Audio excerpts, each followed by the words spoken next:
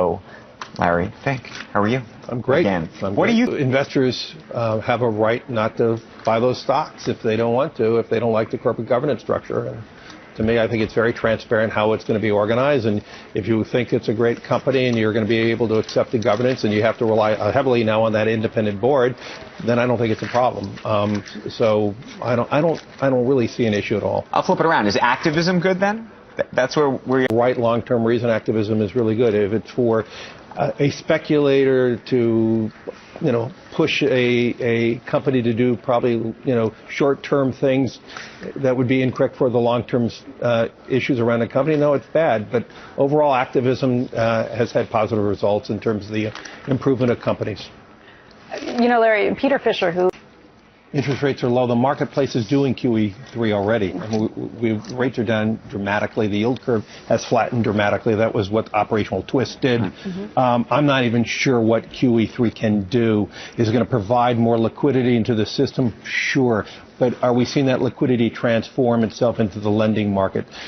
Banks have so much excess money right now. They would like to see more demand. So, I don't see what the impact that QE3 would do in terms of the improvement of the economy. So I'm pretty dubious on the impact. I think Peter's commentary would say the same thing. What they should do and what they will do. Really? Yeah, I think the market is over. A lot of people are counting on it now. Right. But what are they going to get out of it? Nothing. Everything. And I think the rhetoric is saying we have an open mind to do anything, making sure the economy is stable. But we could disappoint market players today with any bazooka. It may be a pop pistol.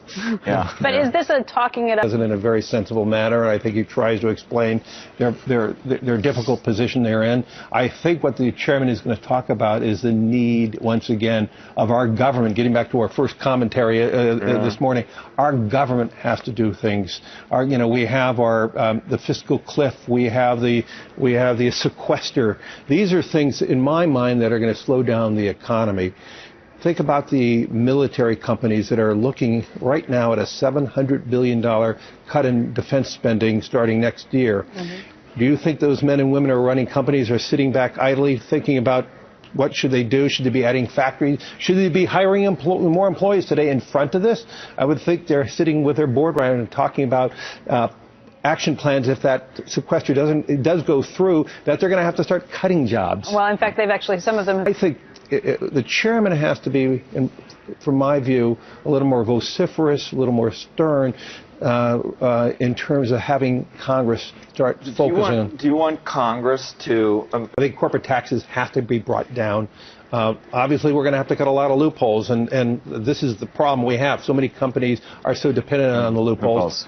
I could tell you if corporate taxes went down, it would be very positive for BlackRock, and I would probably be more motivated of bringing some business here versus where other parts of the world.